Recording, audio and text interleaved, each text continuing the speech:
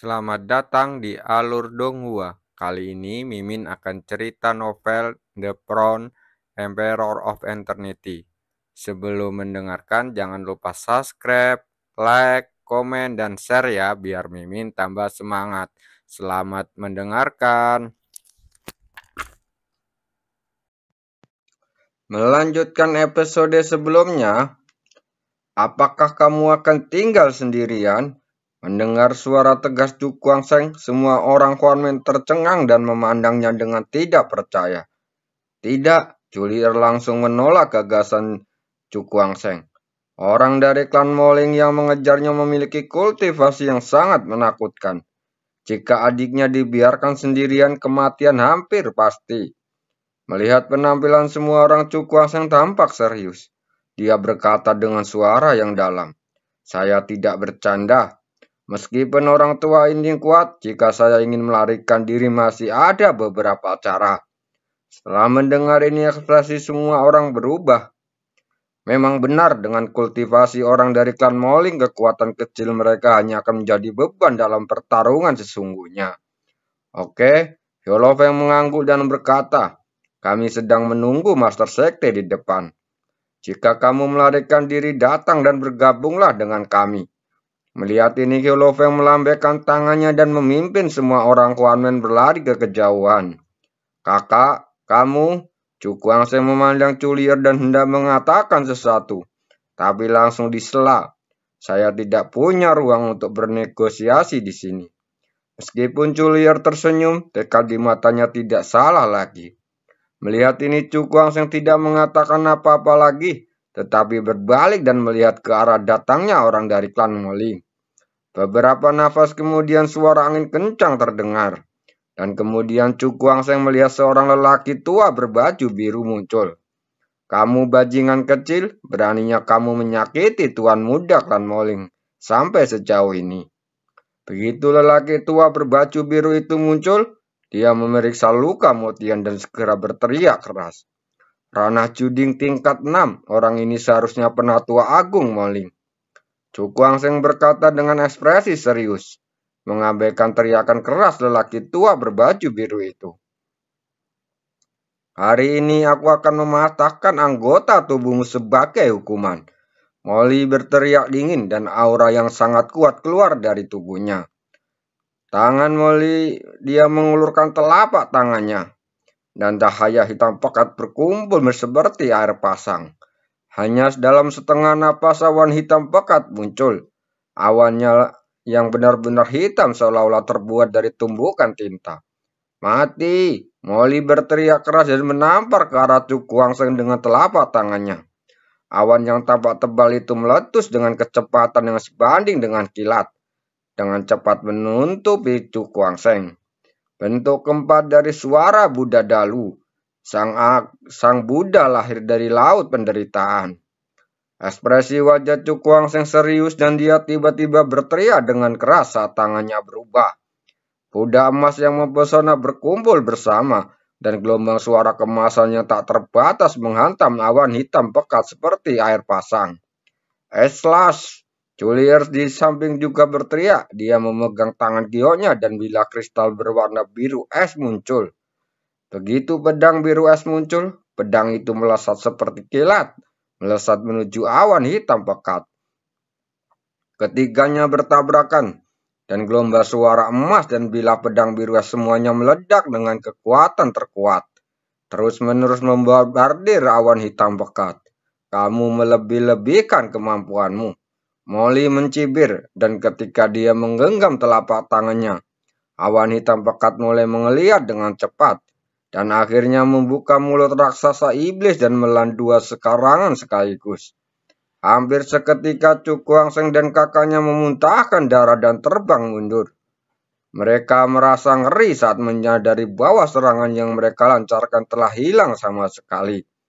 Kekuatan orang tua ini terlalu kuat. Metode biasa tidak akan berhasil sama sekali. Chu Kuang-Seng menyeka darah dari sudut mulutnya dan berkata dengan ekspresi muram.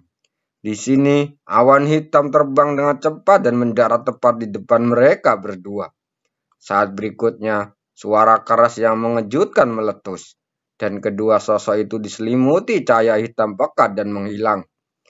Dia seharusnya sudah mati. Molly bertepuk tangan dengan telapak tangannya yang kering yang berkuman.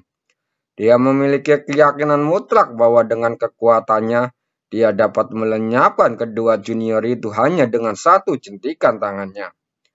Cedera Motian sangat serius sekarang. Bahkan jika dia sembuh, masih akan ada gejala sisa.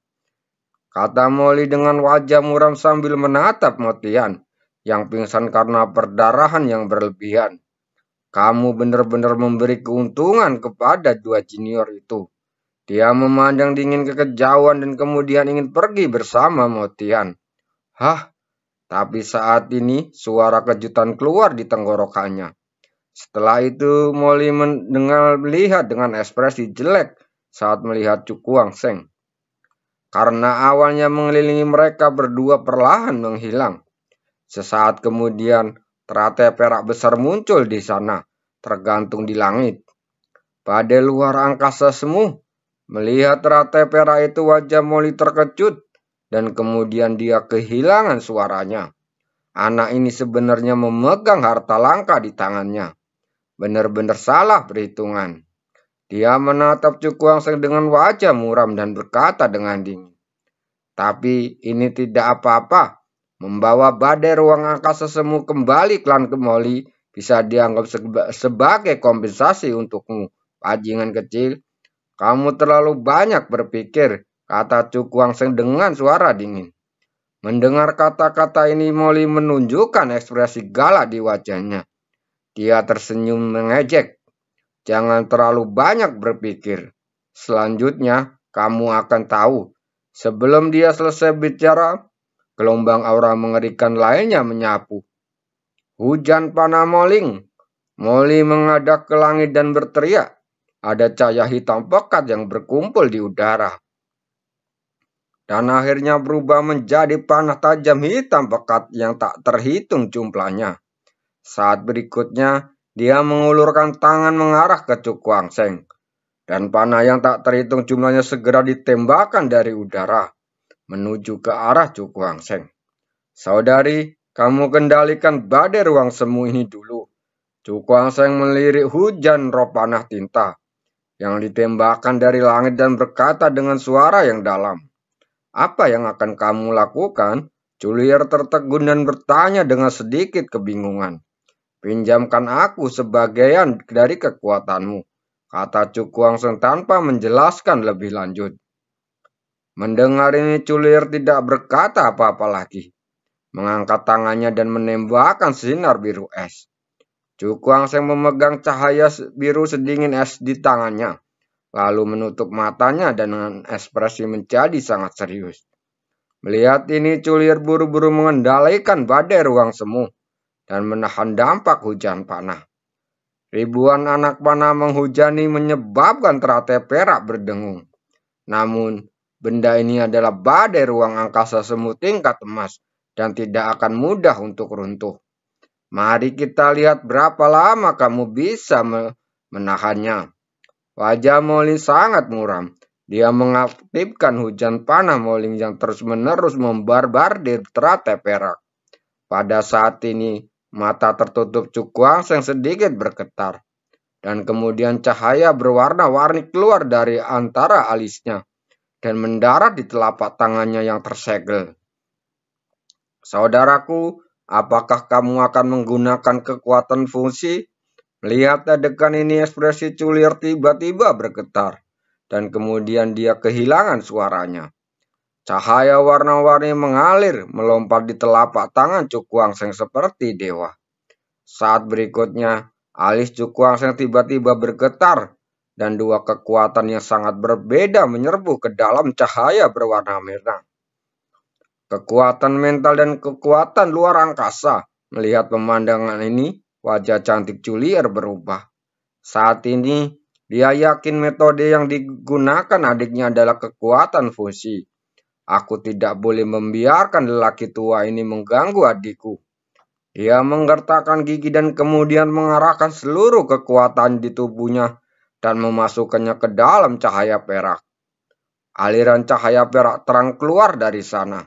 menghalangi hujan panah hitam pekat yang melesat dari langit satu demi satu. Kartu truf, Molly memandang Cu Kuangsen dengan mata terpejam. Ekspresi terkejut melintas di matanya. Tapi dia tidak terlalu memperhatikannya. Karena menurutnya sekeras apapun perjuangan, mereka tidak akan bisa lepas dari genggamannya. Atasi wanita ini dulu. Dia menatap Cu Lior dengan ganas, lalu memaksimalkan kekuatan hujan panah dan terus-menerus menembak ke arah teratai perak. Suara keras terus menyebar, dan saat teratai bergetar, wajah cantik Cu Lior menjadi pucat, dan beberapa darah bahkan tumpah dari sudut mulutnya. Namun, meski begitu, Cu Lior masih dengan keras bertahan dan menolak untuk mundur selangkah. Pada saat ini dua kekuatan yang menyerbu ke dalam cahaya berwarna berintegrasi sepenuhnya. Dalam sekejap, gelombang yang tidak biasa dan misterius menyebar seperti air pasang. Tidak cukup, pikir Cu Kuangsen, dan seberkas cahaya biru es menyerbu ke dalam kekuatan fungsi. Dalam sekejap, seluruh kelompok cahaya berwarna-warni bergetar dengan cepat. Dan aura menakutkan yang tak terlukis diam-diam menyelimuti dunia. Bentuk keempat dari suara Buddha Agung. Sang Buddha lahir dari lautan penderitaan. Sebuah suara rendah disertai dengan monemun keagungan yang tiada tara keluar dari mulut Cu Kuangsen. Saat berikutnya bola cahaya warna-warni di telapak tangannya tiba-tiba melonjak ke langit dan meledak tinggi di langit. Cahaya warna-warni di langit menyebar seperti air pasang, menerangi lembah kematian yang redup ini. Setelah itu lonceng yang tampak megah dan besar, dan patung Buddha besar muncul di langit. Ini sangat kuat. Molly memandang patung Buddha yang berwarna-warni, matanya penuh ketakutan. Dia tidak dapat membayangkan bahwa dia benar-benar merasakan aura berbahaya darinya. Ini tidak mungkin. Dia menggelengkan kepalanya karena menyangkal mengira itu hanya ilusi. Rusak! Saat dia kaget dan ragu, Cu Kuangsen tiba-tiba berteriak dan mengayunkan telapak tangannya ke depan. Gelombang suara berwarna-warni membawa kekuatan menakutkan yang tak terlukiskan, langsung menyelimuti Molly. Kemanapun gelombang suara lewat, batu-batu besar dan pohon-pohon tak terhitung jumlahnya langsung runtuh. Dan bumi terhimpit dengan gelombang suara, tenggelam sedikit demi sedikit. Molly Yu melihat pemandangan ini, Molly segera berteriak keras, dan cahaya hitam pekat keluar dari tubuhnya. Cahaya hitam keluar dengan cepat mengembun di atas kepalanya, dan akhirnya berubah menjadi dua sayap besar berwarna tinta. Begitu sayap muncul, tiba-tiba sayap itu terkuai dengan menyelimuti tubuh Molly. Gelombang suara berwarna-warni juga menyapu pada saat ini, membawa kekuatan yang mengejutkan, lalu bergegas menuju sayap berwarna tinta. Dalam sekejap, hanya aura kekerasan yang melonjak, merobek batu-batu besar dan pohon-pohon dan tembok gunung. Ayo pergi, Cu Kuangsen melihat ke tempat di mana Molly berada, lalu menyingkirkan teratai perak dan segera mundur bersama saudara perempuannya. Saat ini, dia telah menghabiskan seluruh kekuatannya. Jika dia tetap di sini, meskipun Molly hanya memiliki satu napas tersisa, dia bisa mudah membunuhnya. Tidak lama setelah keduanya pergi, suara retakan mengejutkan perlahan menghilang, memperlihatkan pemandangan di dalamnya. Melihat sekeliling, hanya bisa melihat lingkungan yang bobrok dan sebuah lubang besar muncul di tanah. Sesaat kemudian, sesuara batuk yang keras datang dari dalam lubang. Dan Molly duduk di tanah dengan darah di wajahnya, dan nafas di sekujur tubuhnya menjadi tidak teratur. Dan di sampingnya ada Motian yang dia coba lindungi sebaik mungkin dan nyaris lolos dari kematian.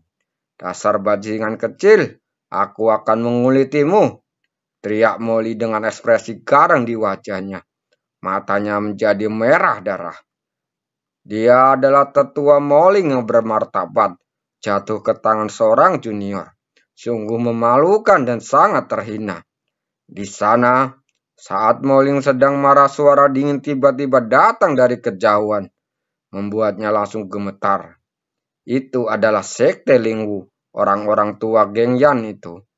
Ekspresi Molly berubah, dan kemudian dia duduk untuk tidak peduli lagi untuk mengejar Cu Kuangsen dan membawa Motian ke dalam gua. Melihat orang-orang dari klan Moling yang masih sok segera mengikuti. Beberapa menit kemudian, sekelompok pria kuat dengan pakaian berbeda muncul di sini. Ketika mereka melihat situasi di depan, tiba-tiba tersentak. Siapa itu? Dia benar-benar mengalami pertempuran berdarah dengan kelompok orang klan Moling. Dada Cu Kuangsen melonjak dan dia mulai berbatuk hebat. Master, apakah kamu baik-baik saja? Hio Lopeng mendatangi dengan ekspresi khawatir di wajahnya. Aku baik-baik saja. Ayo cepat pergi. Cu Kuangsen melambaikan tangannya, mengambil pil dan meminumnya. Mendengar ini, Hio Lopeng dan yang lainnya tidak berani mengabaikannya. Dia bersama dengan Culier, mereka mendukung Cu Kuangsen dan segera meninggalkan tempat itu. Setengah jam kemudian, kelompok itu keluar dari lembah kematian dan langsung menuju Quanmen. Siapa? Pada saat ini, wajah cantik Culier tiba-tiba berubah. Dia mengangkat kepala dan melihat ke kejauhan, dan melihat beberapa pria kuat berjalan ke arah mereka. Pemimpin dari pria kuat ini adalah seorang wanita berpakaian merah. Hinya dari rumah lelang wilayah utara. Wajah Culier terkejut dan kemudian dia kehilangan suaranya. Sekarang buruk, kekuatan orang-orang ini tidak lebih lemah dibandingkan tetua Agung Moling. Jika mereka mengambil tindakan terhadap kita, memikirkan hal ini, Hio Lopeng dan yang tidak dapat menahan diri untuk tidak mengeluarkan keringat dingin. Jangan gugup semuanya, kami tidak bermusuhan, kata Hinya sambil tersenyum tipis.